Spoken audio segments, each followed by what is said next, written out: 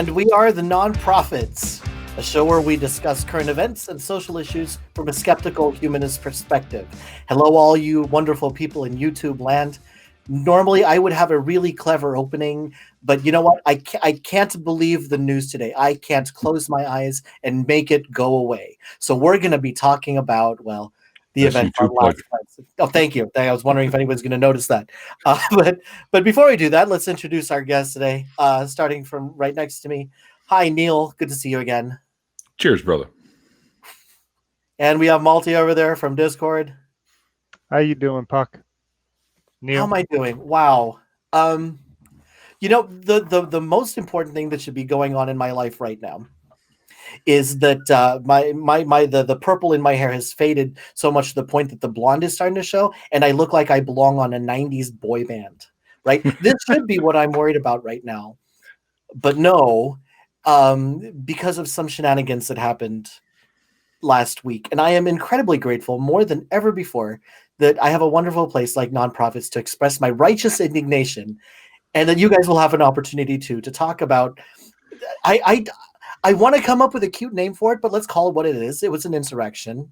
Mm-hmm. And it was horrible that something that should have been, it should have been routine. It should have been almost a formality. It decides to go into a puck extravaganza of disaster. And we're going to be talking about that. We'll break this down all completely in depth. But you know what? It's a new year. I haven't done a show with you guys yet this year. So how has the new year been treating you? It's 2021, or as we like to call it, the 13th month of 2020, right? Has it gotten any better for you guys? Emotionally, maybe a little bit. I see a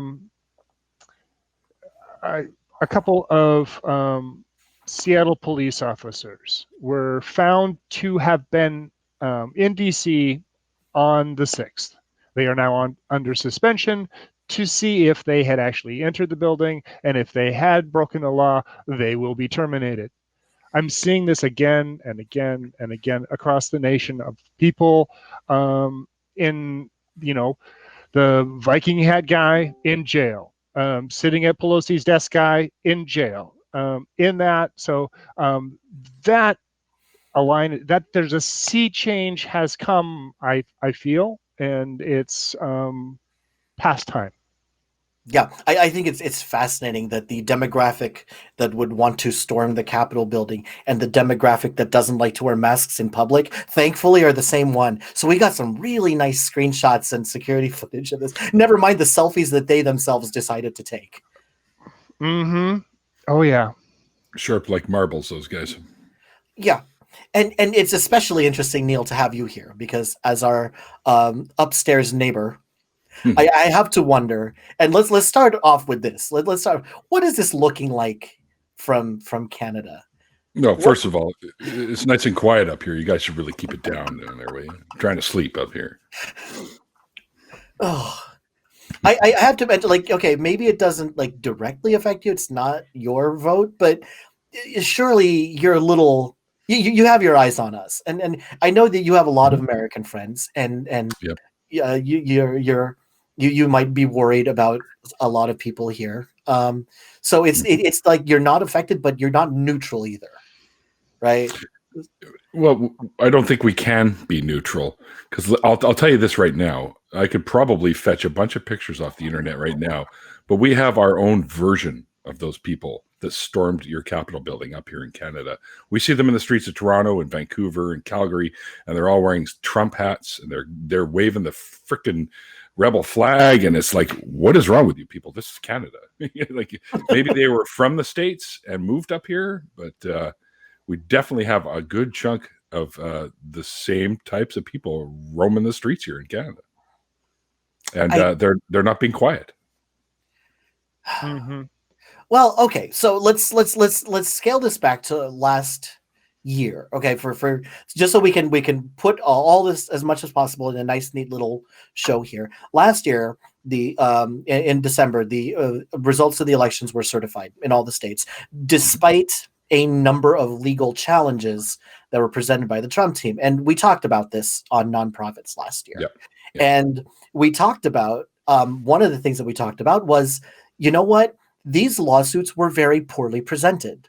Some of them were filed improperly or with incomplete documentation. The charges for fraud specifically did not have any proof to back up their allegations. A number of things, and I think the end record was like 62 thrown out and one that may have had some investigation into it. I don't remember what the final count was. I think you're pretty close. Yeah, but the guess was that the point was to throw it out. The point was to have these lawsuits not even investigated so that they can go in, and we'll get back to this when we talk about the day's events, so they can go and say, hey, you know what? These were never investigated. These fraud claims could still be viable, couldn't they? But because no court ever investigated it, there was never a look at the evidence that we presented. They just threw it out and didn't even look. And if you were listening to the proceedings that night, because I was bored and had nothing better to do, you will hear a lot of those the House members who were in support of blocking the votes. That's the line that they used. So going all the way back then, do you think, guys, that this was the actual strategy, or just they're playing the cards the best way they can? I think the latter statement you made is what they're doing, playing their cards the best that they can. I don't know. Well, I can't say for certain if it was planned or something like that, but I definitely think they're scrambling and playing the cards that they can right now. Well, and by we're talking about, you're hearing from the representatives in the House, correct? Yes. Yeah. So, and these lawsuits, I believe, were coming from the president's office, correct? I believe so. I'd have to look at each individual lawsuit. I would imagine it was one central team putting it together. Sure. I mean, I guess what I'm trying to get at is, I don't believe the lawmakers in the House were the ones that were backing and pushing these lawsuits. It was Donald Trump and his people that were calling and putting pressure on local Republicans in Georgia, in Nebraska, Wisconsin, to do this. And so, they don't, the Republicans in the House of Representatives have no control over what Trump does. So just like get up in the morning, see what the shit looks like, and get the polish out, see what you can do. What about you, Neil? What's your impression on what is it all a big master plan, or is it just flying by the seat of their pants? I think they're flying by the seat of their pants. Oh yeah. I think I mean, as a Canadian watching this stuff unfold, all I can do is say, hey, if any of you need a place to go, just to get away from all that shit. You're only 3 hours away, Neil. You keep. I know that. 4 for me, except I would end up in Ontario. I keep on trying to talk my wife into moving to Winnipeg, but she said something about how cold it is and that nobody lives in Winnipeg anyway. That's why we call it Winterpeg, Puck. I didn't know that. I just think it'd be cool to live in the same town as the Jets. I've always wanted to watch a Jets game there, but okay. And okay, so we have all these lawsuits are thrown out, and finally it gets to the point where we're just formalizing the votes. This should just be a reading. Right. And the unlikely hero of the night is Mike Pence, who just stands and delivers and does the job that the vice president is supposed to do during this time. And he reads the roll call, and he hears the objections. And when he hears the objections, he just goes through the procedure, says exactly what he's supposed to say, and runs all the procedures through, which is just fine until we get to Arizona. 2 states in. Wait, was it Arizona or Arkansas that raised the first objection? I forget. It was an A state, right? They make it 2 states in, Alabama and Alaska, sure, and then they get to the next one, and then we have to deliberate this for 2 hours in the House. And at this point, we're starting to kind of get a little impatient. Let's speculate on the end game here, because every indication going up to this point was to say that nothing is going to be done that's going to really overturn the election at this point. Do you think anybody realistically thought that there was a chance of overturning the election? No. Yeah. I think some of the folks that hoped it would be did think it could be. Okay. A lot of them were predicting that it was going to be. Oh, are these the people that I'm sorry. Are you talking about the general public, or are you talking about I'm talking about the lawmakers? the people in the House. Did they really think that that if they raise an objection, this is actually going to stop the process to the point where we're going to throw out election votes or whatever it is their end game might be, which we'll speculate on next? You know what? I have no Probably idea. not, Okay. but can't say for sure, right? But Right. But I mean, all you can say is what they did, and Right. what they did is raise objections to at least delay. I mean, that is definitely one one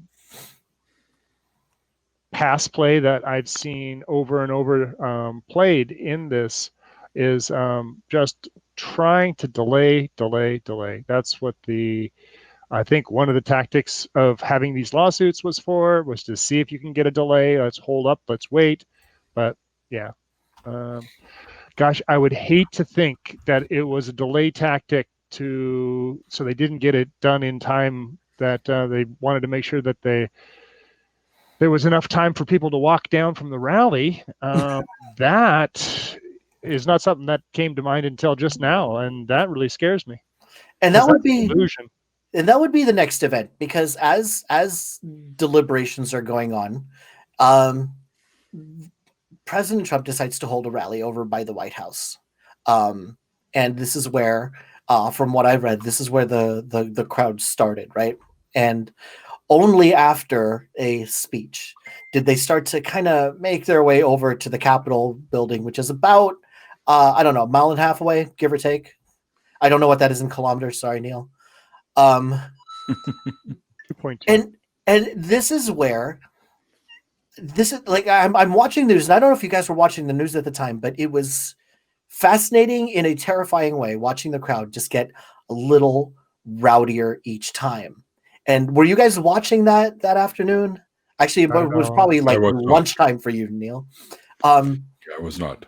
I was watching this as it was going on, and it started out more or less, yelly and whatnot, but more or less peaceful. And then you could just see them edging closer and closer to the doors, and you could hear the reporters start to panic just a little bit more, saying, "Wait a second, I don't know why nothing is being done to stop this." I remember them talking about a lack of evident police force that was there, like visible police. And I'm sure you guys heard about this later, that there wasn't really a lot of strong resistance to this. And when this is happening, like, when did you guys first get wind of this? Because this is like history in the making here. This is like, where were you for Challenger? So where were you? When did you guys start getting wind of this? Since I got home from work, turned on the computer, and it was all over the place. Yeah. Okay, so that would be okay. So because so at that time they declared curfew, and the president then said, "Hey guys, this is getting a little out of hand, and you should all go home at curfew," because they declared curfew at 6 p.m. that day, and everybody was supposed to go home. Earlier during the day, they said, "Okay, at 6 p.m., you guys all have to be out of here." Right. That's what we're saying. Yeah. Yeah. And this was something like in the afternoon, but this was, but the doors had already been breached. Yes. And people were already the riot had already occurred. The insurrection was already ongoing when they said, "Hey guys, in a few hours, can you just not be here?" It seemed a little ineffectual to me. And it seemed like the kind of thing that someone would say when a number of people pull him back behind the scenes and say, "Hey, you know what? I think this has crossed the line, and you really need to make a statement saying everybody go home." But to recap where this is, the Senate and the House were actually, they were deliberating, and they actually had to call a recess for several hours because this had started to come in.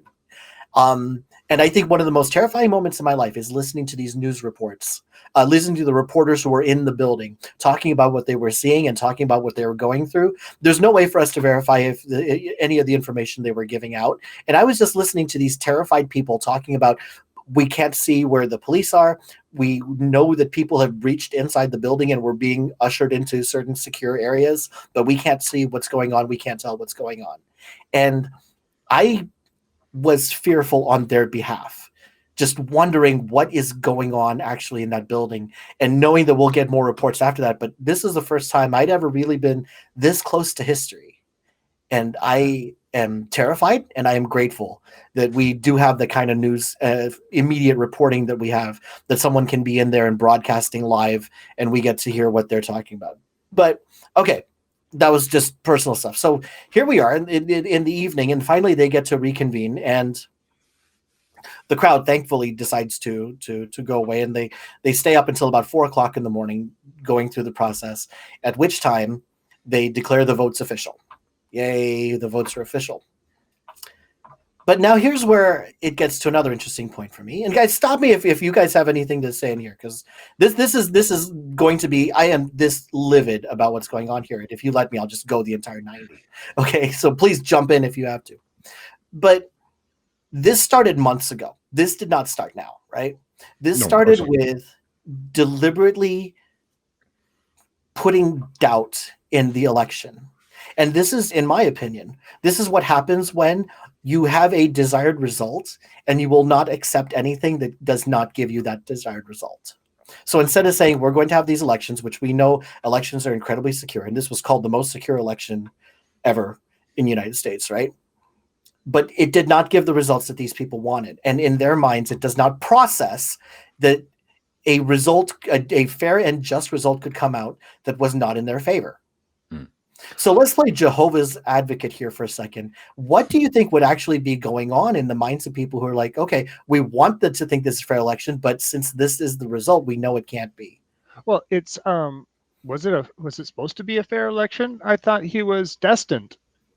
Destined. Right. Oh, What wasn't it? Wasn't he chosen? Didn't Trump have some higher power guiding him? oh, that's right. The spirits coming in from Africa, wasn't that it?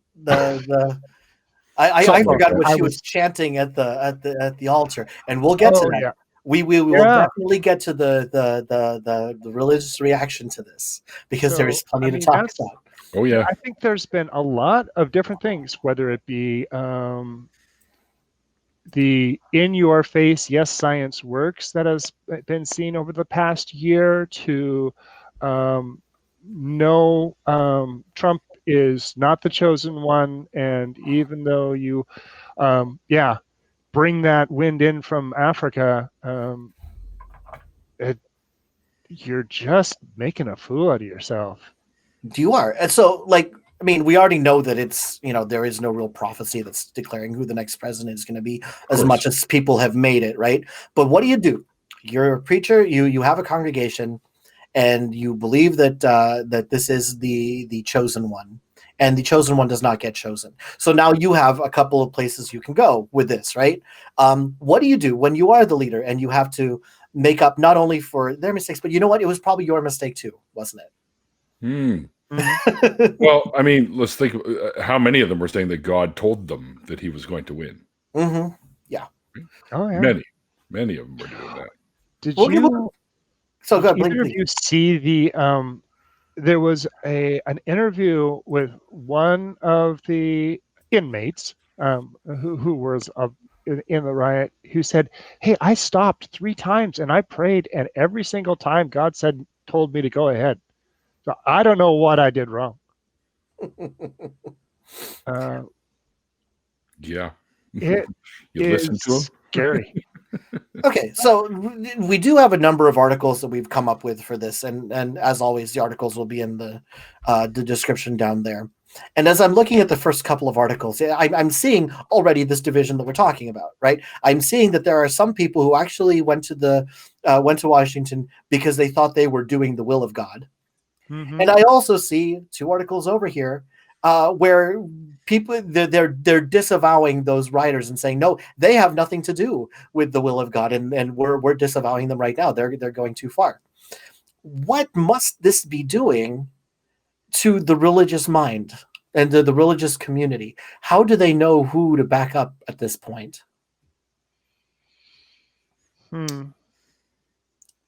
Well, I mean, the religious community. I'm going to continue to use the term that I learned from the last episode, which was Christian nationals. Okay. I'm going to call that a different group than just religious people altogether. And that's what the Trump supporters are. Mostly is those are the ones that were storming the castle. Were Christian nationals.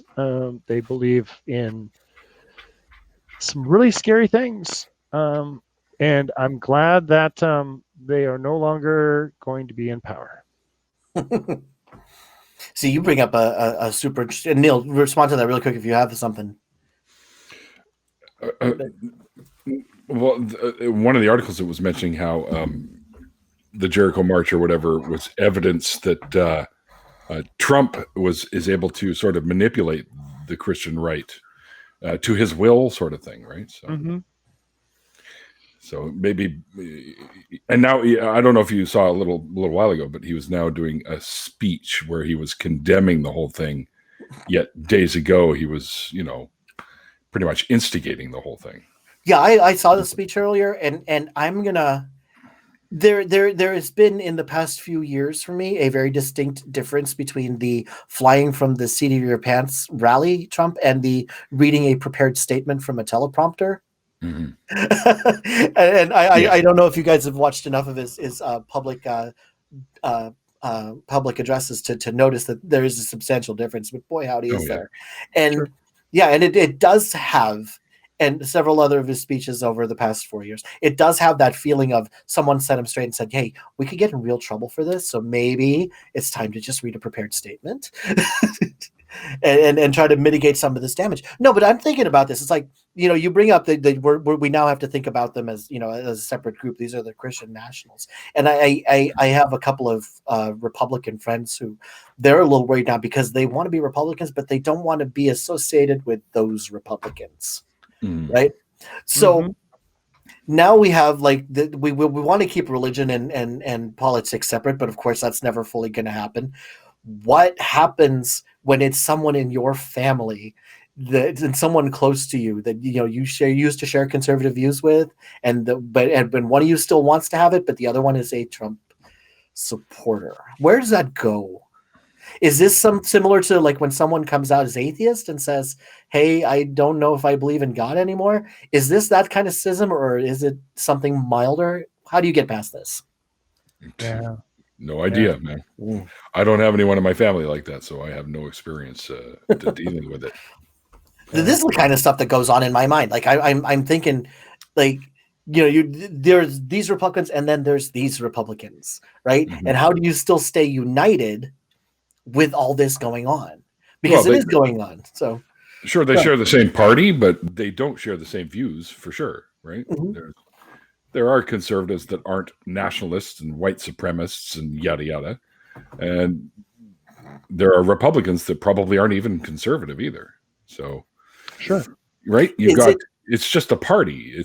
There's certain groups within that party that are acting like the assholes that they are now because they seem to think that Trump gave them a signal to go ahead and do that.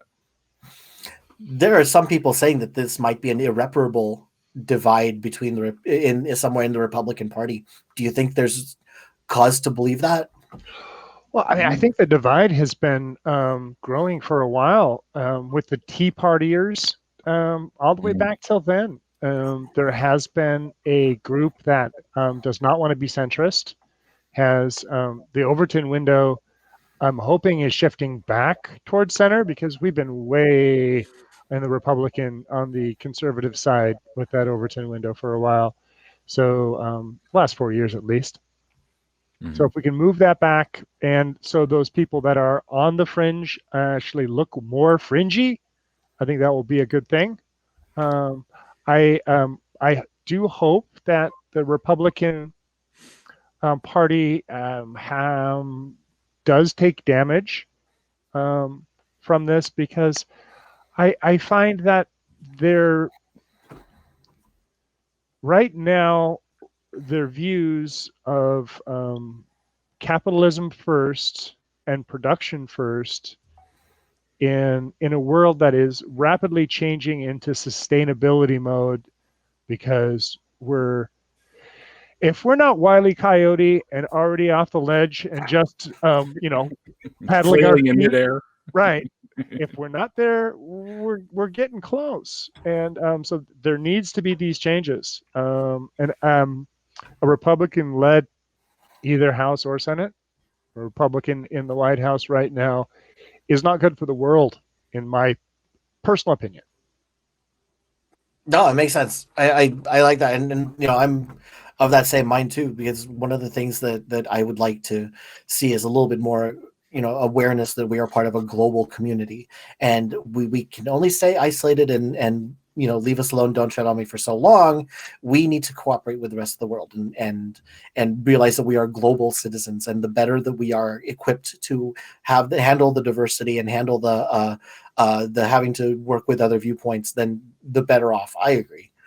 Okay, so going further, then the next major cataclysmic event is they decide that Twitter decides that maybe it's a good idea to go ahead and just cancel Donald Trump's Twitter account. Well, They give him like a couple chances. Oh, they did.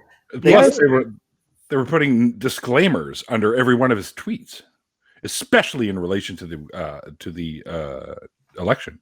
They've been doing that for years. Like I noticed that on Facebook first, because I wasn't big on Twitter until like just the past year.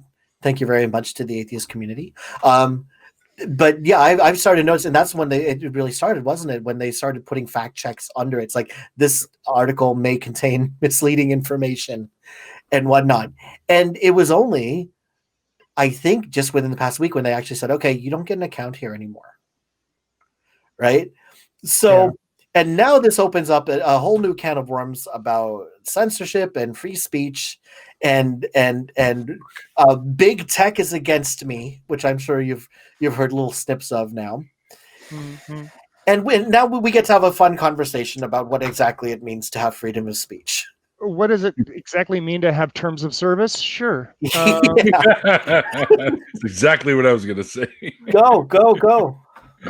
I mean, incitement to violence is a breaking of the terms of service for the use of the application, and so, rightly so, when that was found to happen, that account has been permabanned.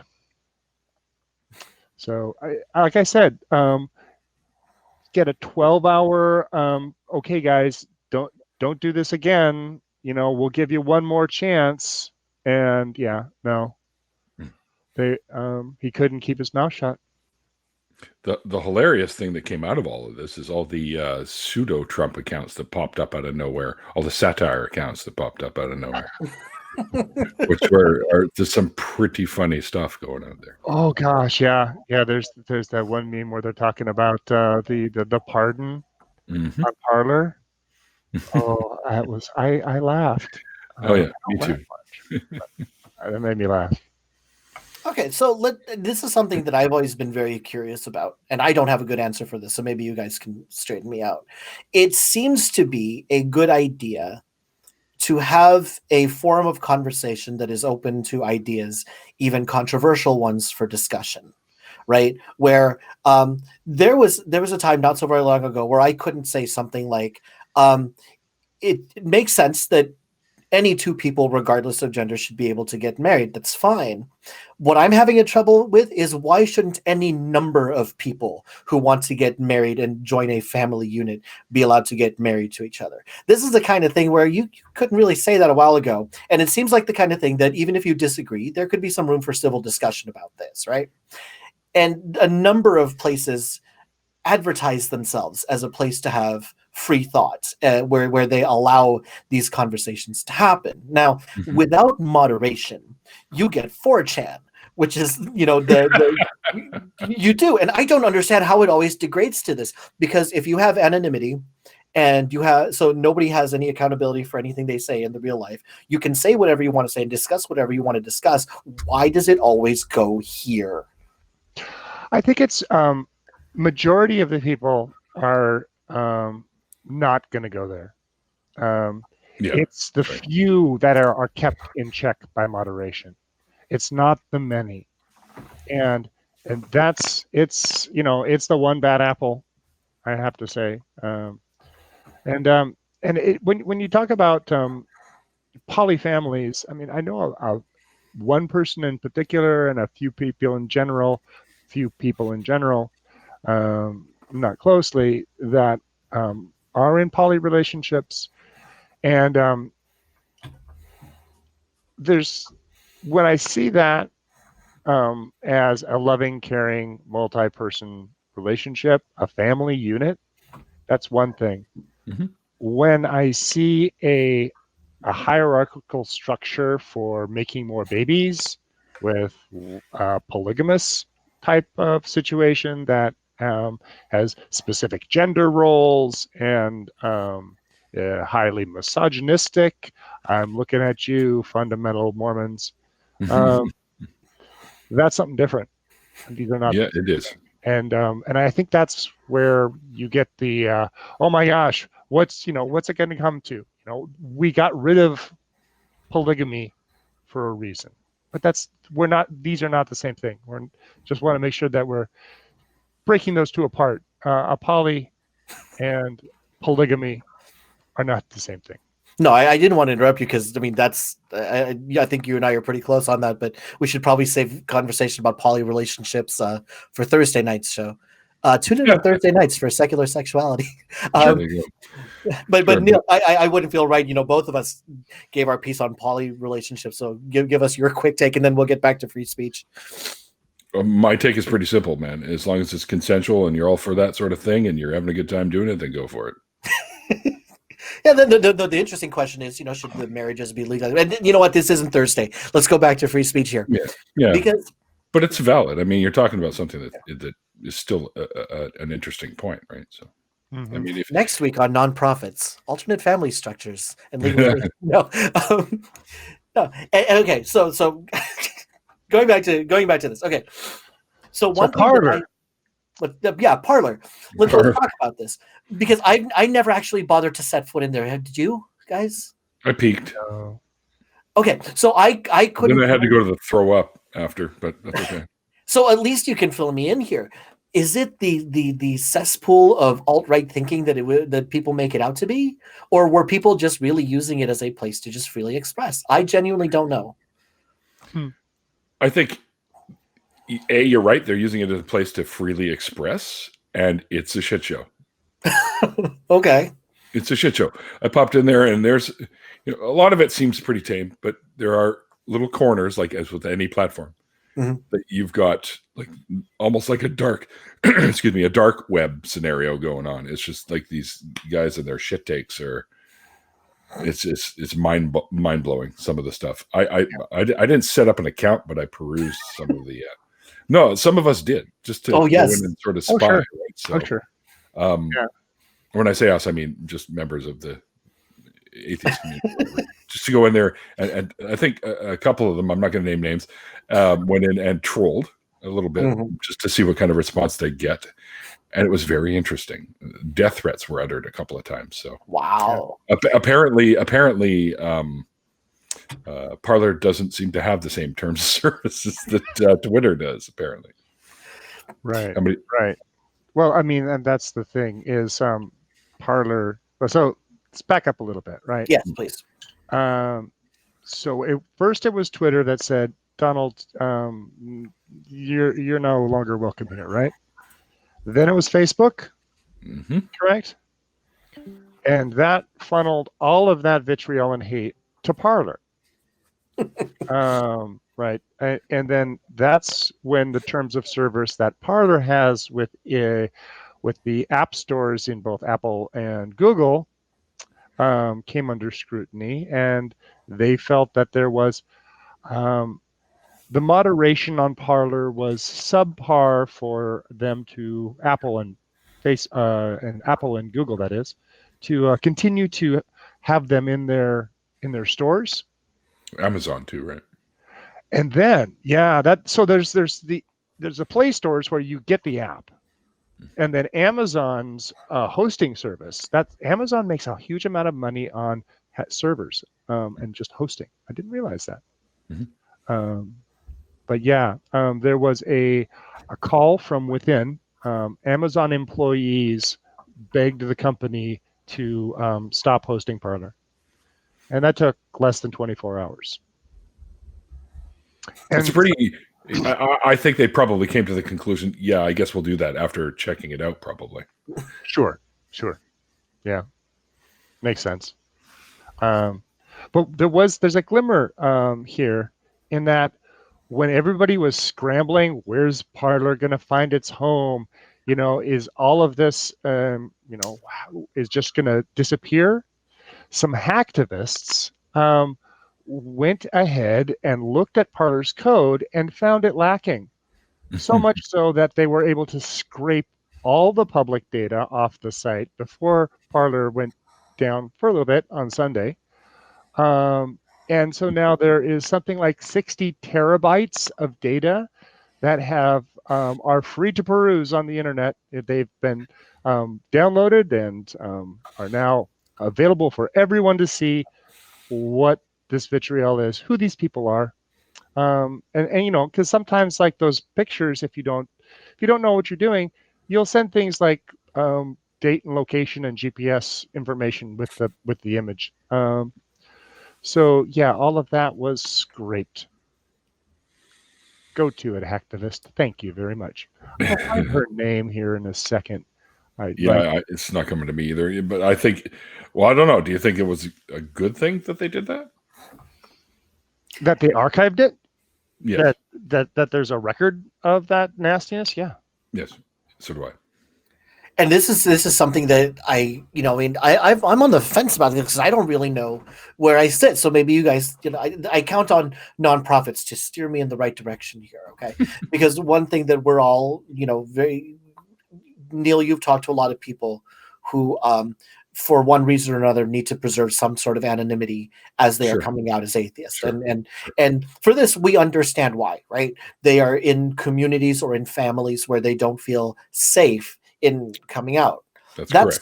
That's cool. And it's also like, dare I say, kind of one of those milder things. It's like they just happen to not believe in God, and then other people attach things to that, like, oh, okay, you're going to kill babies and eat them now, right? Well, and so we understand why we like anonymity. Yeah. But for something like this, we seem to be very happy calling people out for who they are and what they do. But Parler, face it, Puck, Parler isn't really. People it's a lot like Facebook in a sense that they're not really anonymous. They're on there as themselves and they're spouting off all this vitriolic bullshit. And if somebody decides they want to hack in there and archive this shit to maybe throw it in their face at a future date, I'm all for that, especially if it's the hatred and stuff like that. I'm all for that. Right? Nobody really, like you and I and Malty here, we don't go out there and spew out hateful rhetoric all over the place and expect nothing to come of it. Mm-hmm. Right. So, I mean, these guys do that on a regular basis. Well, not all of them, but many of them do.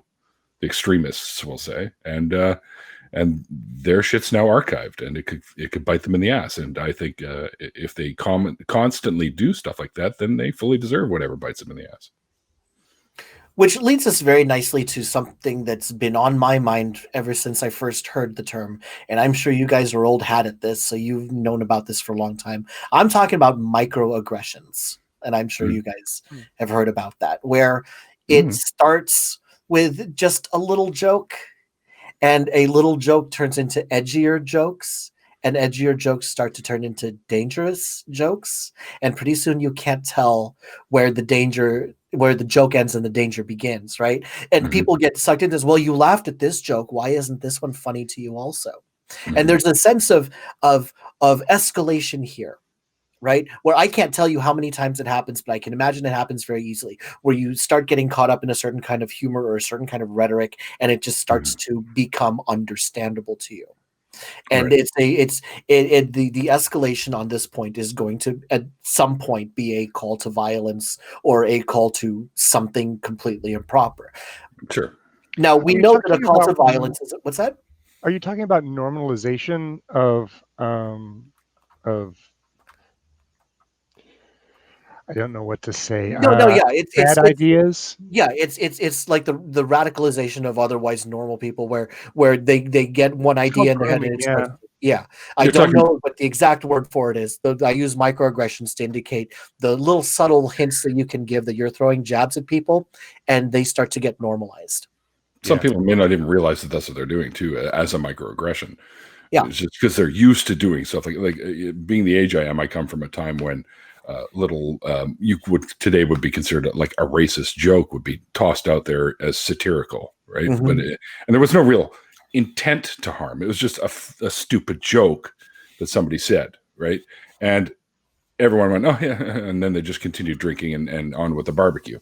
But when those jokes start to escalate and they start getting a little bit more particular about specific things, then that's where it can lead to some really nasty and dangerous stuff. Yeah. And now this is where I heard the term used for this. It's Schrodinger's joke, right? Mm. Where you gauge how serious you were about the joke by the reaction you get from it. If people are shutting it down, saying, hey, there is no room for that kind of conversation here. Right. Hey, guys, I was just joking. I don't know why you're taking this so seriously. But I've if you had to get a do couple that. of nods and agreements, like, yeah, I get where you're coming from, then it's like, oh, yeah, I was absolutely serious. Yeah. Schrodinger's joke. I did not come up with that phrase. I just don't remember where I first heard it. But the interesting conversation here is like, we know when there's an incitement to violence, right? And if you look at the statement that was given by Twitter, links in the down there part, it actually spells out exactly what was posted and why they decided to make the decision they did. But where do you start cutting it off? Where do you start saying, hey, you know what? This is the kind of conversation that leads to the normalization of this kind of rhetoric. It needs to stop here. Let's stop it at the beginning. Yeah. Now, I know where my personal line is because I don't like hearing any of it. Okay. Me either. Right. And I've been in workplace situations where there's a little tiny joke. It's like, no, that stops there, because if I don't say something about it right then, the jokes are just going to get worse. Yep. And even if I'm pretty sure they're going to happen, even if I'm not in there, but at least they know if I'm in the room, this does not happen. Right. Okay. But at what point do you start thinking about taking actions like Twitter, like where they say, okay, you don't belong on this platform anymore? Is there a justification for shutting people off and shutting people down before they get to inciting violence?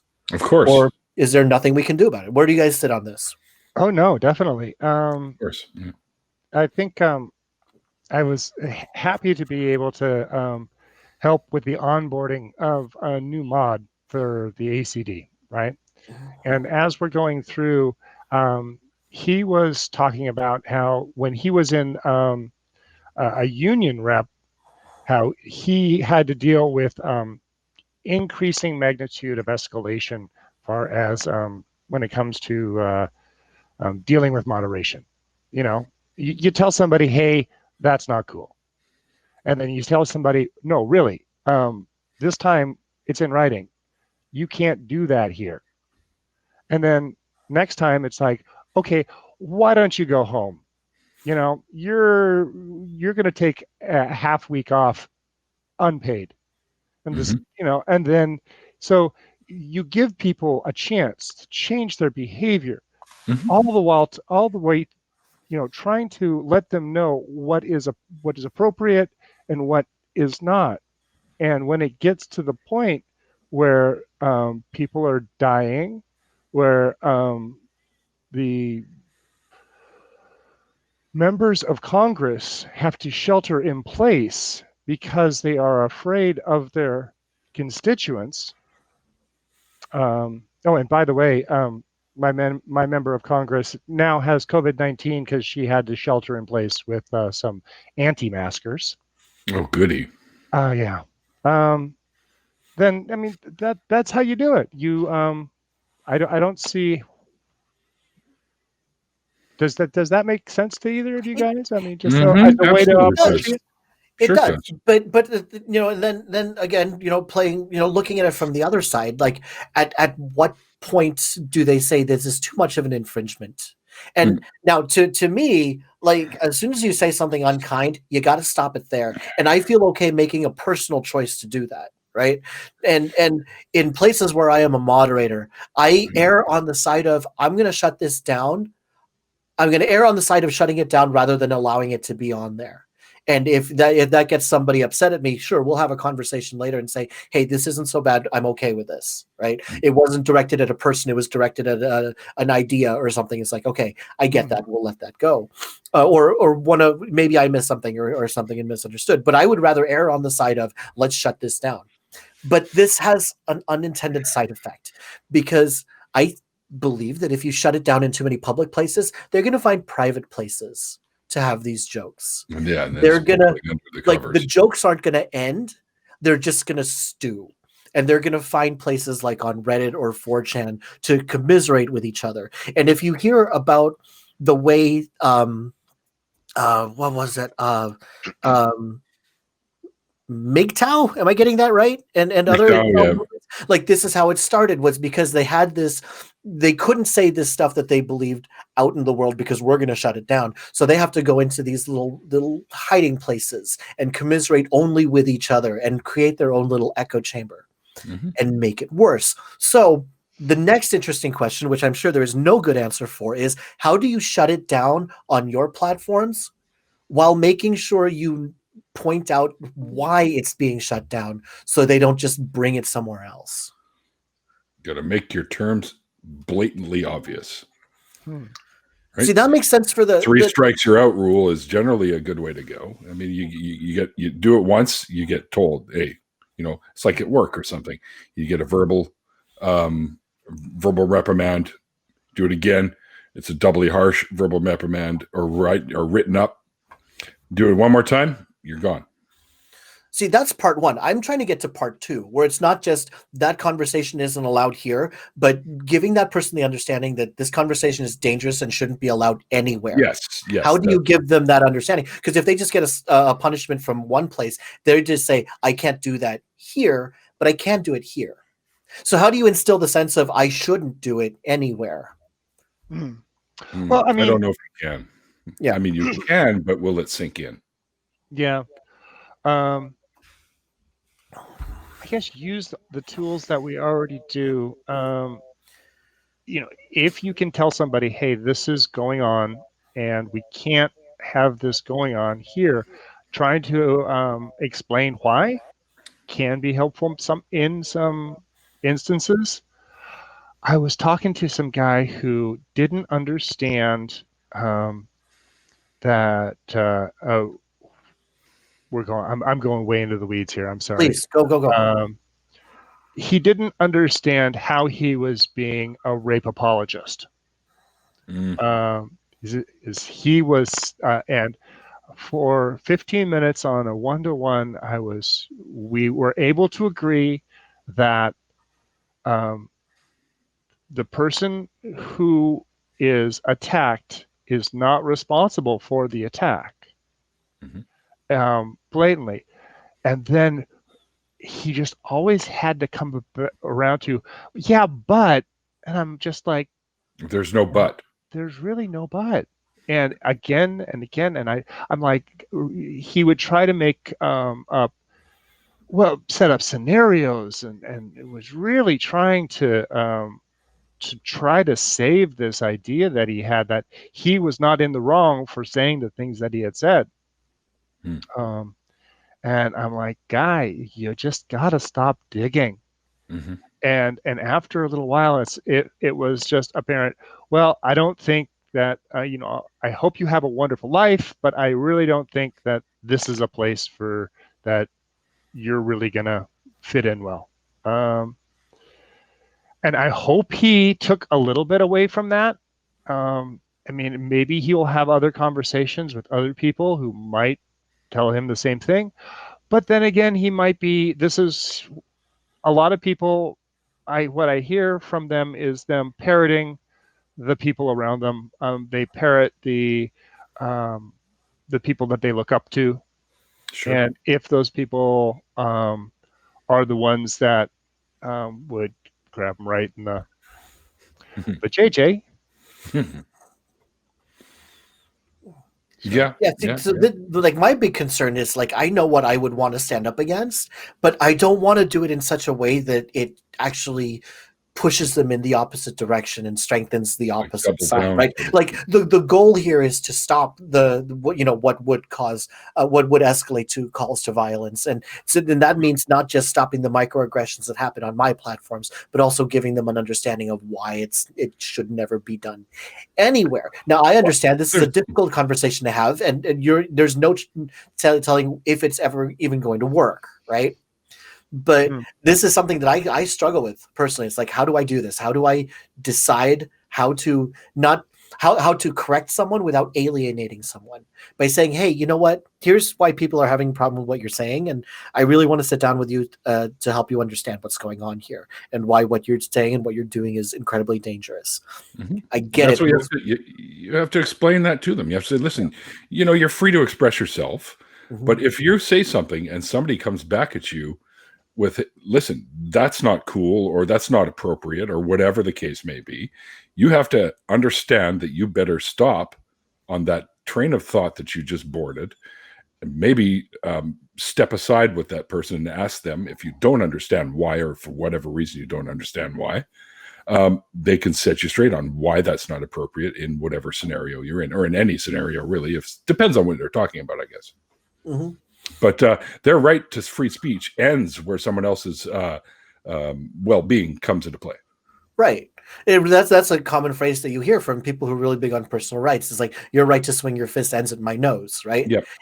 And for something as simple and visible as a fist and a nose, that makes a lot of sense, because you know what kind of damage that can cause. You can feel it.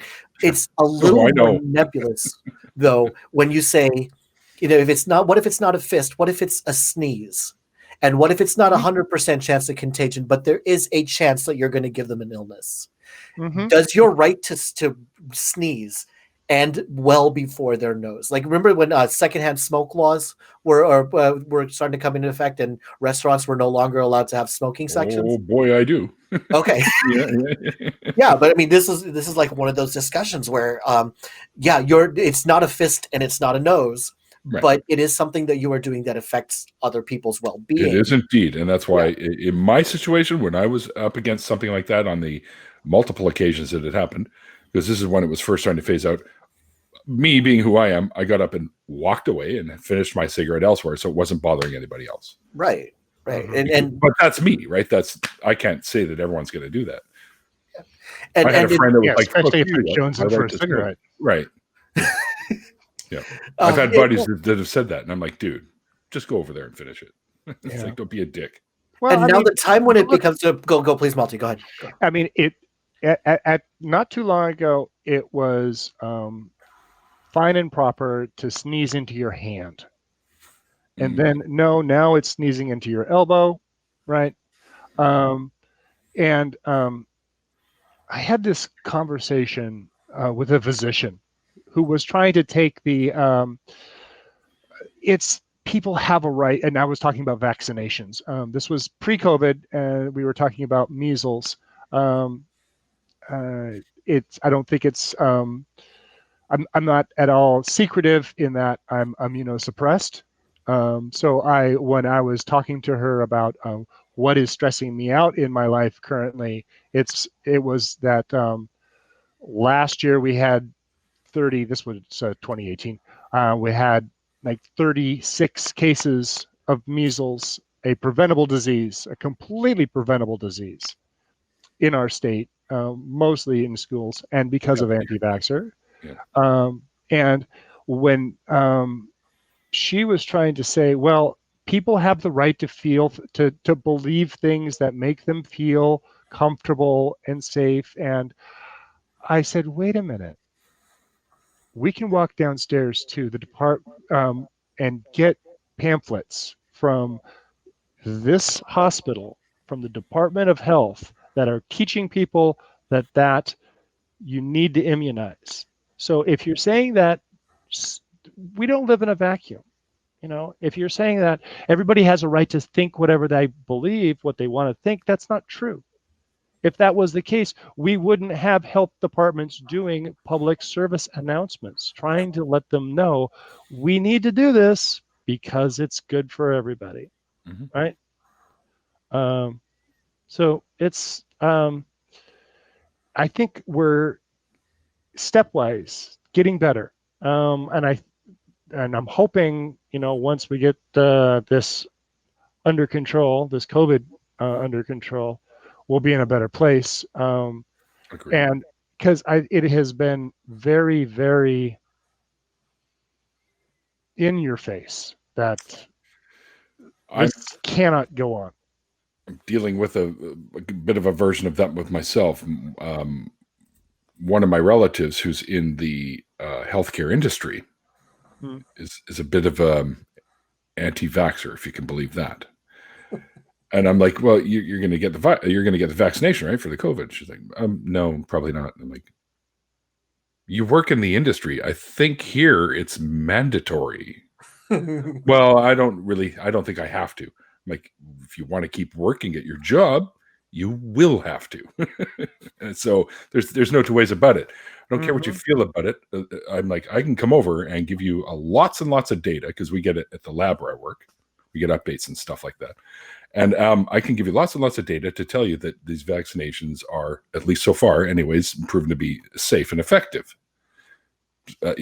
So, but I don't know. They've been kind of weird about all that stuff for many, many years. So, this brings us very neatly to the topic of conspiracy theories, which, so thank you very much for tying that all together, so I don't have to. Because I was trying to wonder, how am I going to segue into this next? Okay, you're welcome. Thank you. Okay, so a lot of what I hear from my right-leaning friends is they're just repeating the stuff that they've heard elsewhere, right? Mm-hmm. Yeah. Just by saying something, someone in authority gives them some ammunition, right? And it doesn't take much for this to spread into a full-blown conspiracy theory. And my favorite explanations for these is, well, can you prove me wrong? Right? Or how else would you explain this? Right? We had a call on Truth Wanted last March that did not age well, where someone claimed up and down that COVID was completely fake. It was all a hoax, and they went on for about 20 minutes saying exactly why. And listen to the show enough times, and you're going to hear some really out there theories. And instead of defending the theory, they say, "Well, you can't prove that it's not true." And boy, where have us counter apologists heard that before, right? Where I have a comeback for that one. Oh no, good, please do. And we're going to talk about what we can do to fight against this. But it is dangerous just to have these ideas allowed to spread, even if they are even if it's blatantly false. Because then there's going to be a subset of the population that says, "Oh, you can't trust the people who say that these are false. They're paid off, or they're concealing the truth, or something," right? And these conspiracy theorists have built up such a shell of defenses around their pet ideas that all they need to hear is some sort of indication of something from an authority figure or someone that they think of as an authority figure, and they're going to spread that as far as they can. Mm-hmm. Right? Like most of the claims of voter David fraud. Avocado Wolf. Yeah. Most of the claims of voter fraud are exactly this. Somebody heard an allegation and spread it. Yep. And now it leaked through. And now this is where you get exact numbers, like 11,000 votes in Georgia, right? No, nobody actually. Yeah. Or 870 or whatever it was. And this is why I want to stamp out conspiracy theories as soon as I hear them. And I don't let it get anywhere with me personally, right? So, Neil, what's your take on the conspiracy theory, how easily they spread, how they spread, and what we should do? Well, a buddy of mine that we call Conspiracy Dan, and it's not his real name, I'm using his pseudonym. But anyways, he always has something up his sleeve, and we get going, him and I, back and forth. And I'm like, dude, seriously, come on, dude, really? Like, a lot of the stuff they bring up is like, do you understand the undertaking it would be to have that kind of a conspiracy actually be a thing? And so, well, you can't disprove it. I go, dude, I don't have to disprove something that's never been proven. So, trying to walk them into, okay, just reasonable. when is it time to believe something, right? That's right. And so, yeah, there's a few different tactics I think that are usable when you're trying to go to the time we try to believe something is when there's evidence for it, judging the merit of that evidence. Except when they think their evidence is actually evidence. Mm-hmm. Like Yeah. one favorite from conspiracy theorists, and if you've ever read the QAnon manual, I try not to. yeah, but it basically one of the overriding themes in that overrunning themes in that manual was we are sure that the Q source is someone who's high in the government because this word was used in this email, and then later if you look at a speech by this person, they were holding a binder in a particular arrangement that like a completely non-natural way that was like sign language or something for certain letters, which since they were in this email, obviously they must be the same. And then here's the conspiracy theory favorite. How many coincidences does it have to take before you believe it? Right? Mhm. They'll find these connections. And of course, we're humans, we're pattern-seeking creatures, right? So Yep. they find all these patterns. They say it can't be a coincidence because all these, it's like I can accept one, I can accept two, but and it's never a set number, right? So there's so many coincidences, right? There's Right. so many prophecies that came true. Be 1,000 of them, it's still just coincidence. Yeah, I was talking with an apologist, and we will not name names. But their pet theory was that so many similar words were used in the Old Testament and in the New Testament that it must be true, right? Or it must have been there's some validity to creation. It's like no. Was this person reading the Bible in English by chance? And that's question number one. It's like, you know what? This was written in so many different languages. Do you really want to go there? Do you want to start? Oh no, but this is like their mentality. It's like they see things and they establish patterns and then they get into the you can't prove me wrong. Mhm. Yeah, even though we don't have like definitive hard proof that what you're saying is wrong, you've Don't given need us to. absolutely no reason to believe you. You know what? When I hear that, I have the tendency to want to attack that, but I find that when I've seen other people step back and take it on from a little bit of an angle, saying, well, let's find other things that we can use that same type of evidence or that same merit of evidence to prove as proof, right? Mm-hmm. And so to say, well, yeah, I can't prove you wrong, but I can use your reasoning to prove that the moon is made of moldy Munster. um, you know, I do not know that there is a block of cheese on the far side of the moon in a crater. I haven't been there. I haven't seen it. You can't prove it's not there, right? That's the Russell's teapot sort of thing. Yeah. But this is where it gets dangerous also. Just as dangerous as microaggressions is the spread of, well, how else do you explain this bizarre coincidence kind of conversation that gets spread out there? Well, there's two divisions I think that we've now find ourselves in. Those of us that like to look for, we look to the evidence and we look to reason and we look to science to The best tool we have. to validate whether or not something is true, the validity of a truth claim, the strength of an argument. Does it comport with reality? Can somebody else repeat this? That kind of thing, right?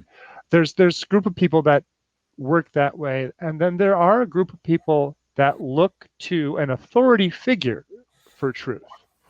It is true if the higher up says it so. I have family members that are like that, and I find it scary because those authority figures a lot of times have egos, and they are charismatic, and they are taking a they're saying that they're standing in for even a larger authority figure, the biggest authority. The authority, right? And Yeah. I know what he says, so you listen to me. Well, you know what he says, do you? Yeah. I mean, there's different levels of that, I think, Malty. I Okay. look to somebody like Neil deGrasse Tyson, who's an authority on things that I'm not, and I take his word for it because I know he knows his stuff in that regard. Yes. Talking about the cosmos, stuff like that, of course. But yeah, well, you're referring to people that use authority figures like maybe a preacher who speaks for the big guy upstairs, let's say. Sure. Yeah, right. But then there's a difference between the two. Some authority figures are trustworthy, and some, well, I wouldn't even throw them a wooden nickel. So right, there's an appeal to authority, and then there's an appeal to authority. Right, there's a fallacious and non-fallacious. Yeah. Right. And that's what a lot of conspiracy theorists, especially this is how it comes across me, is they'll attach to a not just an idea, but a person who starts giving them those ideas, right? And they find that they can't refute that person, so they start agreeing with the person. And this is where Raelianism suddenly starts to become a thing, right? Where, you have a cult-like figurehead who is charismatic and who is welcoming and who is kind, and probably took a person that was an outcast in other communities and said, "Hey, I'll take you in. Come on, let's go talk about aliens. Let me tell you what's really happening out there, right?" And because of that warmth they get from that person, that welcoming and that apparent reach of friendship, that starts to become convincing. Okay, like we think about people who are deep in cults. It's like, how did they possibly start to believe this? And my best guess is it started with a handshake. It started with someone saying, "Hey, I get it. That world out there, it's rough, but we'll take care of you." Yeah, and then we'll they listen start to getting you the here. beliefs in there, and then they start working in the really crazy Thetan stuff, right?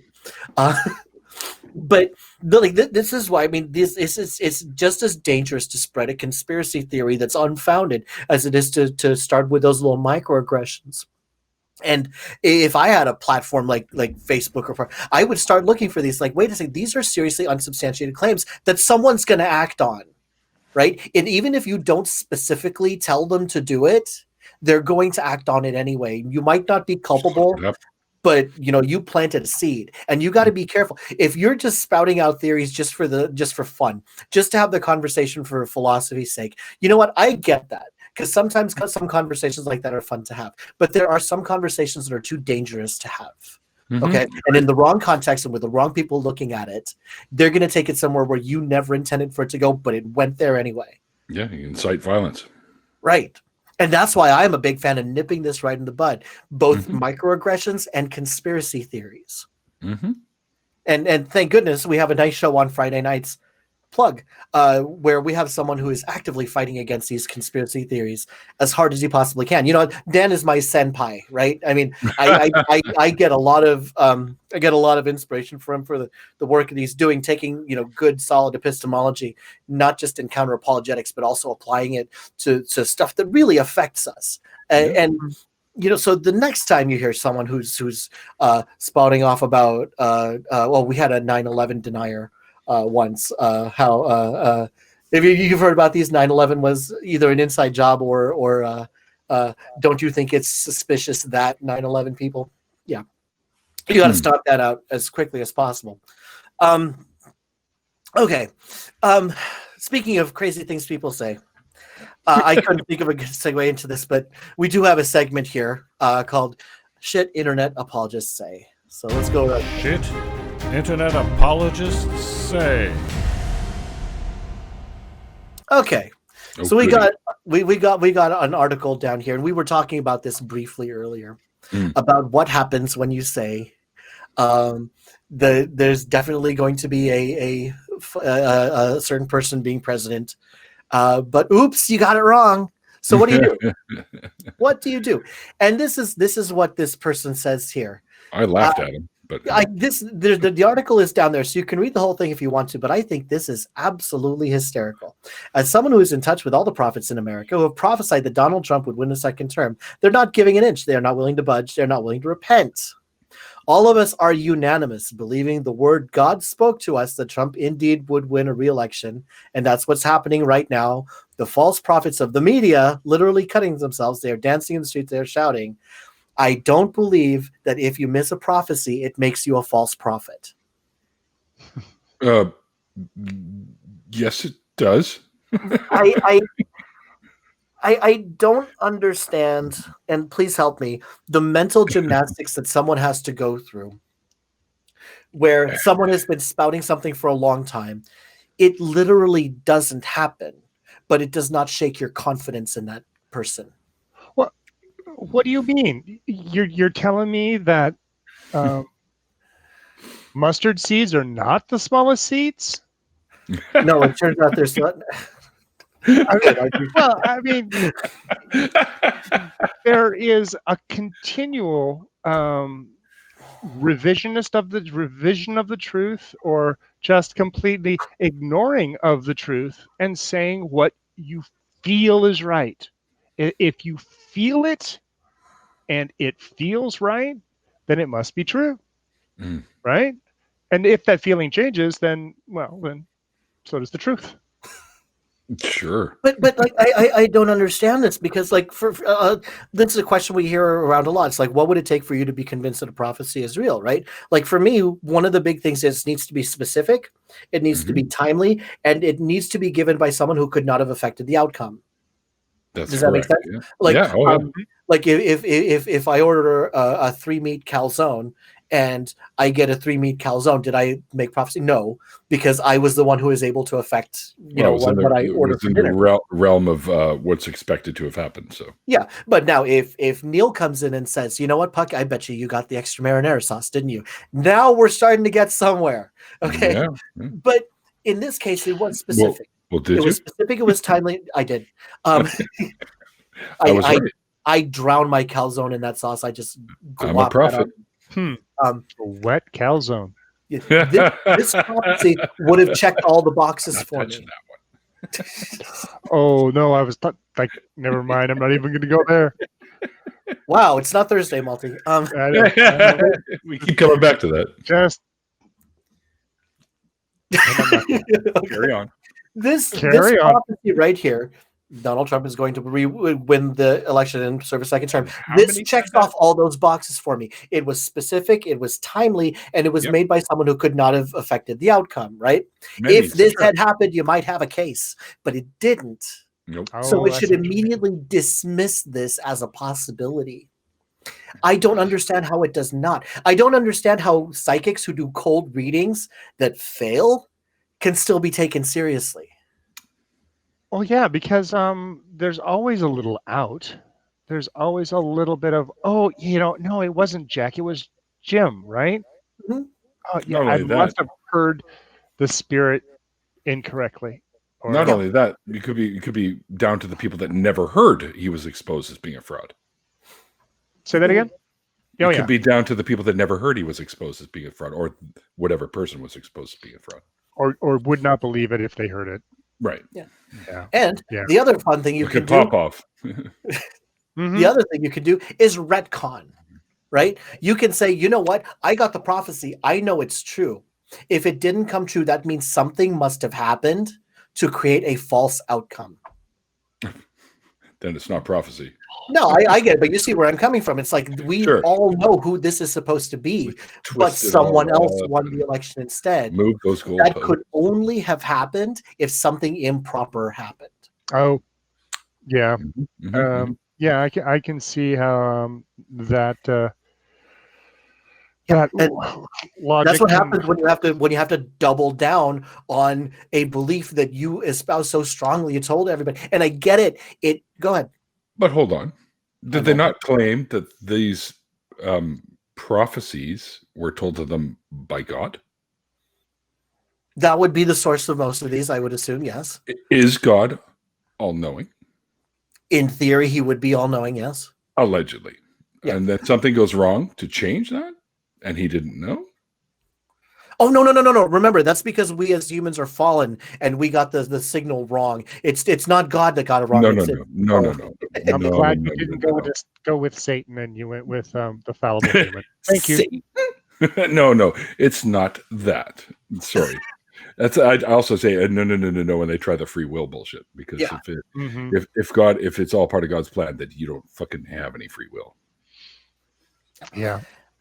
And this is where it all comes to a head for me, because this whole situation, in the estimation of this one humble political commentator, a lot of this happened because too much false information was allowed to spread unchecked, and too many people were able to share it, and too many people just continued to buy into it because it came from what they perceived to be an authority. So then the big question comes to, what do you do about it? Because this is always my shtick. Whenever I'm on here, there's a specific call to action we're gonna talk about, right? Well, when I see it happening, I just change the channel personally. But no, I get that. Because it's exhausting. Yeah. Because you see it everywhere, and it feels too big, doesn't it? It feels like there's too many people, and it's too big. It's a federal election. What could I possibly do to affect it? These people are all in Washington. I'm over here in Cincinnati, Ohio. What could I possibly do? Right? And use your voice. I suppose that even if you feel completely powerless, you're hearing this stuff, right? You hear it from your friends, you hear it from your coworkers, you hear it from people on the internet, and it feels like it's too strong to counter. And I get it. Not everybody has the experience of Malty and Neil here to be able to directly counter those in the middle of conversation. But Barack Obama did it the best for me when he was heckled on stage by someone who just yelled something out. And all he did was just said, "That's not true. That's not true." And that's all it took. And all you need to do, if that is all you do, you have done some good out there. Okay? If you go on that post and say, "That's not true," someone else is going to see that you're going up against it, and they're going to help you out. Okay? Yep, and quite a bit, actually. It happened on Twitter, right? Somebody makes some Twitter post with some apologetic, and then someone is going to be the first one to go in there and say, "Hey, no, that's not true." Mm-hmm. And then other people get more empowered to say, "Yeah, I don't buy this either." Okay? Conspiracy theories, microaggressions, they're loud. And I think one of the best things that I can do is to be louder. And I want to do that. I want to try to cut this down as much as I can. If you give a false claim, I'm going to go right up to you and say, "That's not true." And that's all you have to start by saying. It doesn't sound like much, but if you go there and say, "You know what, that's not true," it feels powerful to me. Neil, you're on the fence. What can I? No, not on the fence. I'm with you. You go up and say, "Hey, listen, that's not true, and here's why." Yes. You got to follow through with something. Just saying that is like you're running up and going, and then running away. It's like, no, and I get that, but I also understand that it's like something's not true, but maybe you're not as learned or read, and you see some young Earth creationist saying something about how the Precambrian exposure, whatever it is that they like to talk about. Maybe you don't know the specific exact point. Like you can't say it at that moment where it's going wrong. Right, but you can find it, and you can go in there and say, "That's not true. Let's talk about this," because exactly. Bring other people into it. It's like, "Hey, weren't we talking about this? Go ahead and help me out here. I will help. Tag me in any conversation. I will come in there and I will help you with anything you can." Malty, you're big on Discord, right? You tag me anywhere on Discord, and I will come running. I don't care what hockey game is on. Okay, I have the hockey subscription. You sure you're not Canadian, Puck? I can pause. Come on, the name is Puck. What do you? I want to do everything I can to stamp all this out, because if you don't address it as quickly as possible, it's going to get bigger. Yeah, and it's an ongoing conversation. So I'm trying to get through Bogosian's new book. Having how to have impossible conversations. Got it right here.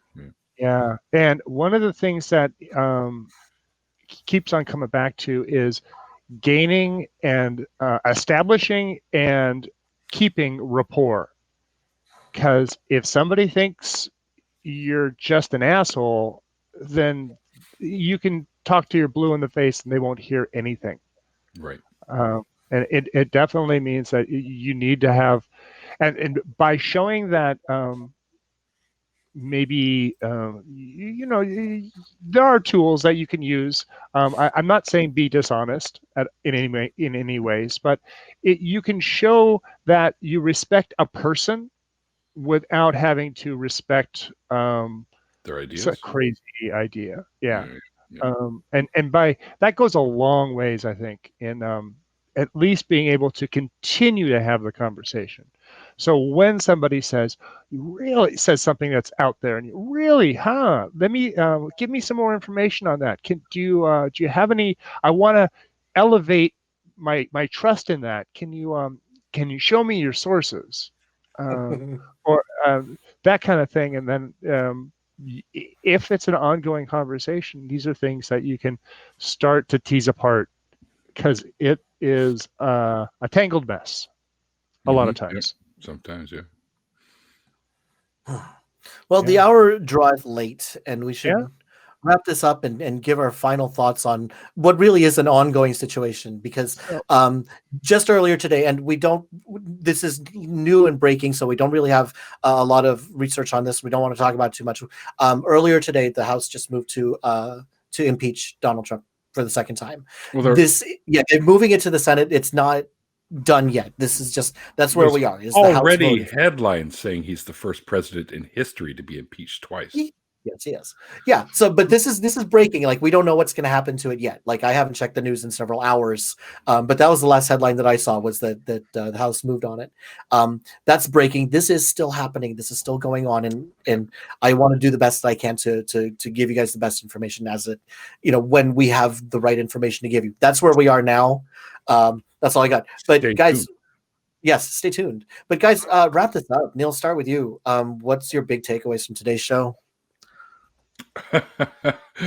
Well, you remember what I said before the show. I'm just going to continue to sit back and eat a big bag of popcorn and watch what's going on down there. You guys, man, there's a lot of shit going on down there. And I from my heart, boys, I say, I really hope things turn out for the better for you.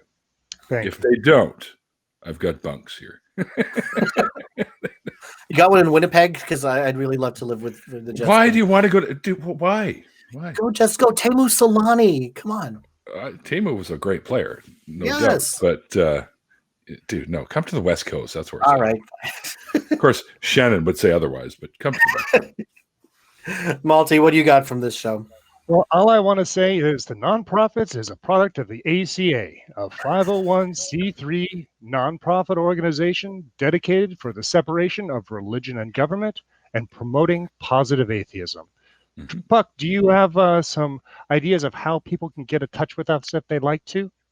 Absolutely. If you like what we're doing here, you can support us on Patreon at patreon.com/thenonprofits. You could like and subscribe and join our YouTube channel. And if you would like to talk to us, if you have any comments about today's show, you can leave it in the comments down at the bottom, or you can email us at nonprofits@atheist-community.org.